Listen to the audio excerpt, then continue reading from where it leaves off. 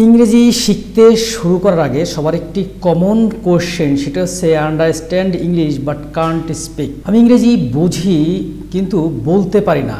এই যে প্রবলেমটা না শুরুর দিকে সবারই হয়। Haynes I have completed IELTS exam and I got my desired score and I will go abroad. Anyway, আপনি যদি এইরকম সমস্যায় পড়ে থাকেন যে আপনি ইংরেজি বুঝেন কিন্তু বলতে পারছেন না বা মুখ থেকে শব্দ বের হচ্ছে না, এই প্রবলেমটা যদি পড়ে থাকেন, তাহলে আপনাকে যে কাজগুলো করা লাগবে সেই কাজগুলোর মধ্যে 4টে স্টেপ আজকে আমি বলবো। সেই 4টে স্টেপ যদি আপনি স্টেপ বাই স্টেপ ফলো করেন, তাহলে আশা করা যায় আপনি ইংরেজি বলতে পারবেন। তো এই যে প্রবলেমটা কেন হয়ে থাকে? এই প্রবলেমটা 3টি কারণে হয়ে থাকে। এক নম্বর হচ্ছে থিঙ্কিং মোর। যখন আপনি শুরু করবেন, আপনাকে কেউ কোয়েশ্চেন করলো হোয়াটস ইউর ফুল নেম, চিন্তা করলেন ফুল নেমটা আসলে কিভাবে বলবো, আমার ফুল নেম কি মাই নেম ইজ দিয়ে শুরু করব, নাকি শুধু নাম দিয়ে শুরু করব, নাকি সেন্টেন্স সঠিক আছে কি মাই ফুল নেম ইজ বা I M my full name. এই যে থিঙ্কিং না, এই থিঙ্কিংটা করা যাবে না, আপনি স্টার্ট করে দিতে হবে। এরপর আছে থিঙ্কিং অ্যাবাউট গ্রামার অ্যাকুরেসি। আপনি হয়তো প্রথমে চিন্তা করছেন যে আমি যদি বলি my full name is SM Hasibul Islam, তাহলে এটা কি ইংরেজি গ্রামারে কোনো জায়গা ভুল হলো কিনা, বা গ্রামারলি সব কিছু ঠিক আছে কিনা, বা গ্রামারের অ্যাকুরেসি আছে কিনা, এই ব্যাপারটা না আপনাকে এই শব্দ বের করতেই বা মুখ থেকে বের হতেই দেবে না।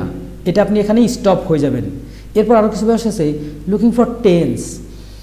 আপনাকে প্রশ্ন করলো যে আপনি এখানে কতদিন ধরে বসবাস করতেছেন।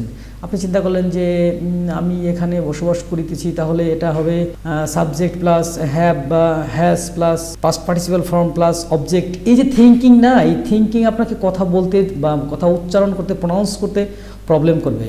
তাহলে আপনাকে কি করতে হবে?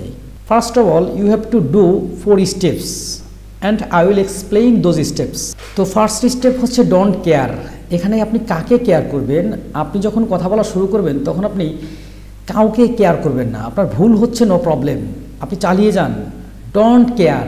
আপনাকে কে কি বললো, কে কি চিন্তা করলো, এসব চিন্তা করে আপনি ইংরেজি কথা শুরু করতে পারবেন না বা বলতে পারবেন না। It is quite impossible. এটা কখনোই সম্ভব না, আপনি এটা করতে পারবেন না। Try to be a shameless person. আপনি একটি লজ্জাহীন, মানে এই কথা বলার ক্ষেত্রে যে জড়তা, লজ্জা, এসব আপনার মধ্যে থাকা যাবে না। এসব আপনার মধ্যে থাকলে আপনি একটি শব্দ প্রনাউন্স করতে পারবেন না বা উচ্চারণ করতে পারবেন না। Try to abate your shyness. আপনার যে লজ্জাবোধ আছে, সেই লজ্জাবোধটা কমিয়ে আনার চেষ্টা করুন। Reduce your shyness. However number 2 is speak without thinking. আপনি মাথার মধ্যে চিন্তা করে করে করে করে করে বলবেন, এইসব থিঙ্কিং থেকে বের হয়ে আসেন। আপনার থিঙ্কিং করতে হবে না। আপনাকে কোশ্চেন করবে, আপনি আনসার দেবেন, বা আপনি কারো কাছে যে একটা কথা বলবেন, আপনি সাধারণত এক্সপোজ করতে পারেন যে আমি কি চাচ্ছি, কেন চাচ্ছি, আমি একজন মানুষের সাথে দেখা হলো, সে মানুষের সাথে ইংরেজিতে কথা বলবো।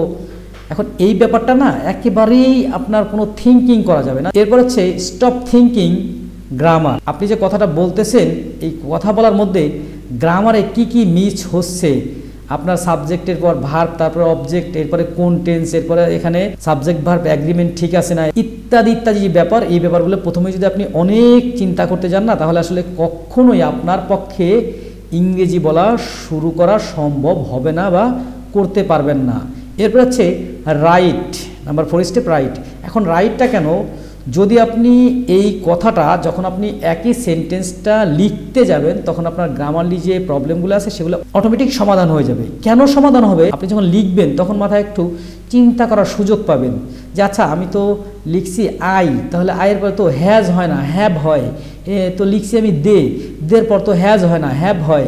এই যে ব্যাপারগুলো না, এই ব্যাপারগুলো আপনি যখন লিখবেন তখন আপনার আস্তে আস্তে ক্লিয়ার হয়ে যাবে। মানে হচ্ছে ডেইলি বেসিস আপনাকে কিছু না কিছু বলতে হবে। একেবারে সামান্যতম কয়েকটা শব্দ বা কয়েকটা সেন্টেন্সও যদি হয়, সেটা আপনাকে বলতে হবে।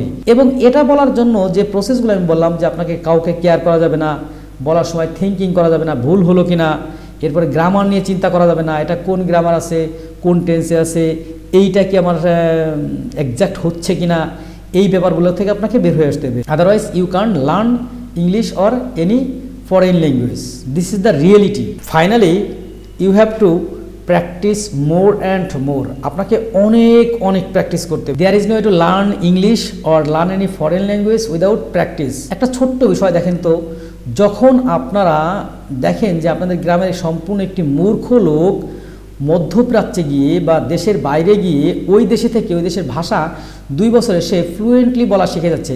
আসলে সে কি কোনো গ্রামার জানে, সে কি কোনো লেখার পলিসি জানে, অক্ষরও হয়তো চিনে না যে এটা কোন অক্ষর, কিন্তু সে বলা শিখে গেছে। কীভাবে শিখেছে? প্রতিদিন সে শুনেছে, শুনতে শুনতে সে শিখে গেছে।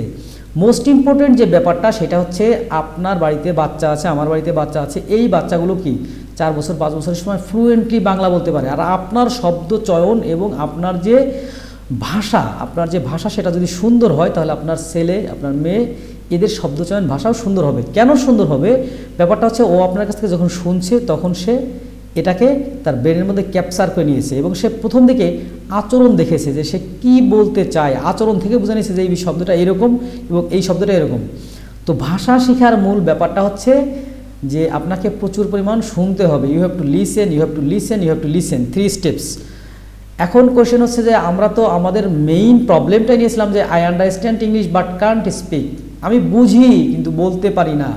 যেহেতু আপনি বুঝেন সেহেতু আপনার বলার জন্য শুরু করতে হবে। আমি কোনো এক ফরেন মেন্টরের ভিডিও দেখেছিলাম যে ভিডিওর মধ্যে উনি এরকম করে, এরকম মুখ না এরকম করে। কেন করে?